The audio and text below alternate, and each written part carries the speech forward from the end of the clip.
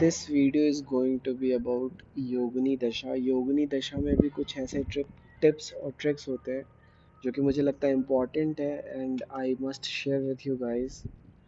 सो योगिनी दशा ग्रहों की वो दशा होती है जो बताती है कि आपको यूनिवर्स प्रोवाइड क्या करा रहा है, सिचुएशन किस टाइप का डेवलप होने जा रहा है आपके ज़िंदगी में। तो अगर 8 तरीके की योगिनी दशाएं होती हैं: मंगला, पिंगला, धन्या, भ्रामरी, भद्रिका, उल्का, सिद्धा और संकटा। इनमें से किसी की भी दशा चलेगी तो उस ग्रह से रिलेटेड रिजल्ट्स आपको प्रोवाइड होंगे। आपको देख लेना है कि नेटल पोजीशन कहाँ है और ट्रांजिट कहाँ पे कर रहा है।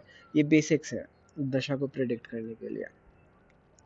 नाउ सपोज आपका किसी ऐसे ग्रह का दशा चल रहा है जो कि पीड़ित अवस्था में बैठा हुआ है, तो आपको रिजल्ट तो प्रोवाइड होंगे बट वो पीड़ित रिजल्ट प्रोवाइड होंगे। फॉर एग्जांपल सपोज आपका सन सैटर्न के 7th एस्पेक्ट में है, तो जब उसकी योगिनी दशा चलेगी तो आपको जो रिजल्ट प्रोवाइड होगा वो पीड़ित रिजल्ट प्रोवाइड होगा। सपोज मार्स की 7th एस्पेक्ट पड़ी हुई है आपके शुक्र पे और सिद्धा चल रही, तो वो सिद्धा पीड़ित माना, वो शुक्र पीड़ित माना जाएगा और पीड़ित ग्रह की योगिनी दशा हमेशा पीड़ित रिजल्ट ही देती है। तो आपको ये देख लेना है कि जो ग्रह की योगिनी दशा चल रही है कहीं वो पीड़ित तो नहीं बैठा, और अगर पीड़ित बैठा है तो कितने डिग्रीज पे पीड़ित बैठा है। अगर कम डिग्रीज पे तो पीड़ित रिजल्ट्स कम मिलेंगे, ज़्यादा डिग्रीज पे तो पीड़ित रिजल्ट्स ज़्यादा मिलेंगे।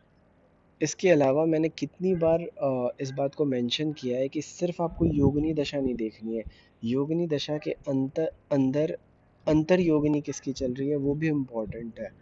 बिकॉज योगिनी दशा तो ओवरऑल एक अम्ब्रेला हो गया कि कौन सा ग्रह रिजल्ट प्रोवाइड करा रहा है आपको, उसके अंडर में उसके क्लासिफिकेशन को देखना ना भूले। जैसे फॉर एग्जांपल अगर संकटा योगिनी चल रही है तो आपका सारा ज़िंदगी सिर्फ राहु रिजल्ट नहीं देगा, राहु के अंदर फिर संकटा में संकटा, संकटा में मंगला, पिंगला, धन्या, भ्रामरी। तो जो रिजल्ट्स हैं वो चेंज होते रहेंगे, उसमें चेंज आते रहेंगे। तो जो चेंज है वो छोटे छोटे ग्रह जो भी ग्रह हैं, जैसे पिंगला चला तो सूर्य रिजल्ट्स क्रिएट करेगा।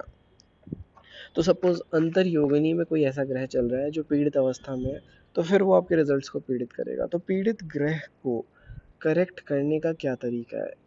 तो एक तरीका है कि इसका बीज मंत्र पढ़ा जाए। हालांकि अगर 12वें स्थान पे है तो मैं अवॉइड करवाता हूँ ज़्यादातर केसेस में कि अगर सपोज शुक्र आपका 12वें स्थान पे है और छठे स्थान पे सपोज मार्स है, 7वीं दृष्टि से उसको पीड़ित कर दिया, तो इस केस में मैं अवॉइड करवाता हूँ। उस केस में फिर अदर रेमेडीज होती है। लेकिन अगर इन एक्सेप्ट 12th हाउस किसी भी हाउस में पड़ा हुआ है तो आप बीज मंत्र ज़रूर पढ़ो उस ग्रह का जो पीड़ित अवस्था में बैठा हुआ है। ये क्या करेगा कि जो जो जैसे योगिनी चली, तो सपोज आपकी चंद्रमा की मंगला योगिनी चली, तो आपके जो रिजल्ट्स हैं जहाँ पीड़ित आने वाले थे अब वो पहले से सुधर जाएंगे।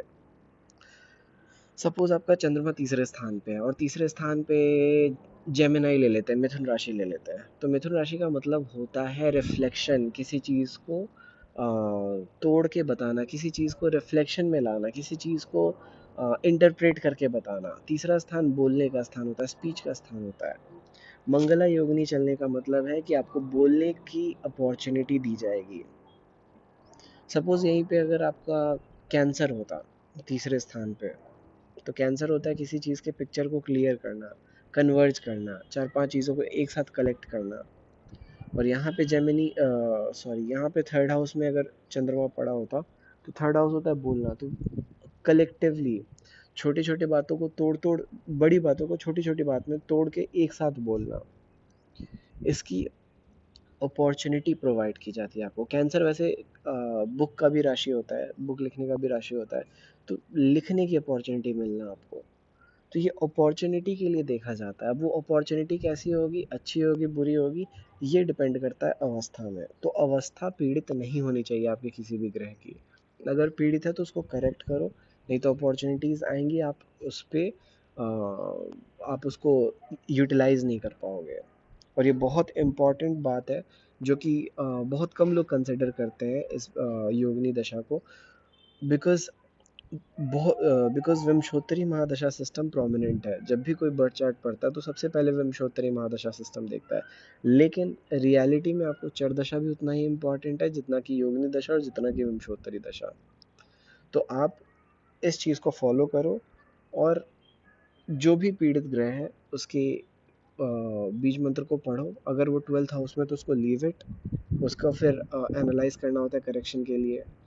बाकी stay tuned and subscribe for more videos.